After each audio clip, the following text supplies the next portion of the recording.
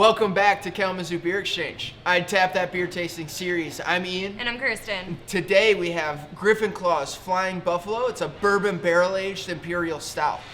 Dan Rogers, the brewmaster down at Griffin Claw, actually created this recipe when he worked at Big Rock Chop House. In turn, he ended up bringing the recipe to Griffin Claw. Now it's a Griffin Claw beer. Griffin Claw teamed up with James from the Great Lakes Coffee Roasting Company to pick this coffee bean out. Dan, our brewmaster, and James, the coffee master, actually chose the Kachura coffee variety from Colombia. So they first wet fermented and then they sun dried the coffee beans. It gives it kind of a green apple and grapes flavor, so it's sweeter. Not only do you have that green apple and grape flavor from the coffee bean, but you also get the bourbon barrel aged charred oak roastiness flavor from the 9 months this beer spent in a charred oak barrel. All right, now it's time to try this great beer, this bourbon barrel aged Flying Buffalo. On the appearance of things, it's definitely straight black. It's very, very clear. Definitely has a dark brown, maybe a tan head the more you let it sit around.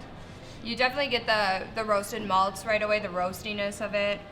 A little bit chocolate and a slight sweetness, so you get that sweetness from the coffee beans, almost raisins. You can definitely smell the bourbon barrel aged part of the beer. You smell the bourbon. It has that bourbon taste. I'm interested to see what the flavor is like.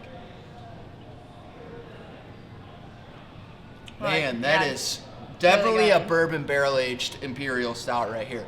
It's big chocolate, subtle roastiness, definitely a bourbon barrel. I don't want to say booziness, but it has that bourbon flavor. It's not boozy. You definitely get the toasted oak. It's very good. It's silky smooth. It's really, it's a sipper, but it's really good. I mean, this is an incredible bourbon barrel aged beer. Really full bodied. And at 11.5%, I mean, it goes down so smooth, but you still get the little bit of a burn from the bourbon barrel. But it's still very, very easy to drink for what it is. And I'd have to say, I'd tap that.